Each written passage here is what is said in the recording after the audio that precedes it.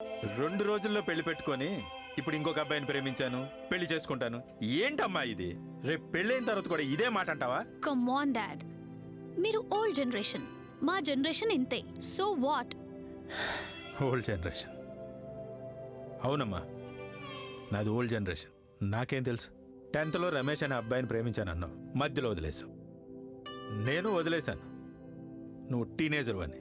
ఇప్పుడు ఆయన ఎలా ఉన్నాడో తెలుసా?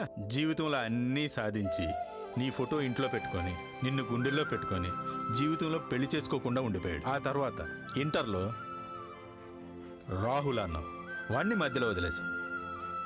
అప్పుడు నేను వదిలేశాను. కారణం you are still mentally immatured అని. ఇప్పుడు ఆ అబ్బాయి ఎలా ఉన్నాడో తెలుసా?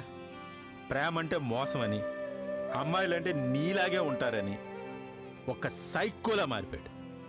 తర్వాత డిగ్రీలో ఇంకొకడు. ఏంటమ్మా ఇది? నీ మీద పిచ్చి ప్రేమ నన్ను దండించకుండా చేసిందమ్మా నిన్ను. కానీ శృతి, నువ్వు వాళ్ళని టైంపాస్కి ప్రేమించవేమో, వాళ్ళు మాత్రం నేను చాలా సిన్సియర్గా ప్రేమించారమ్మా. నీకు మగాళ్ళ గురించి తెలియని ఒక విషయం చెప్తానమ్మా, తెలుసుకో. మగాళ్ళు నిజాయితీగా ప్రేమించే అమ్మాయిని గుండెల్లో పెట్టుకుంటారు. అదే నీలా వాడుకోవాలని చూసే అమ్మాయిల్ని వేశ్యలా చూస్తారమ్మా. డాడ్, ఏంటి? నువ్వు చేసే పనికి ఒక పేరు పెట్టి వేశ్య అంటేనే నీకు ఇంత కోపం వచ్చిందే? తప్పు పిలిచే పేరులో ఉండదమ్మా, చేసే పనిలో ఉంటుంది.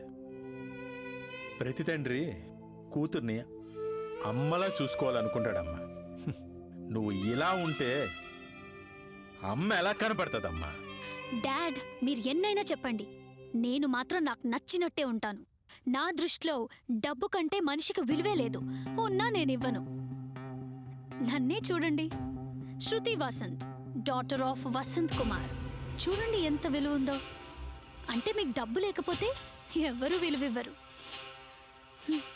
శృతి వసంత్ కుమార్ అన్నా, వసంత్ కుమార్ అన్నా డబ్బుంటేనే విలువ ఉంటుంది, లేదంటే దానికి విలువే లేదు.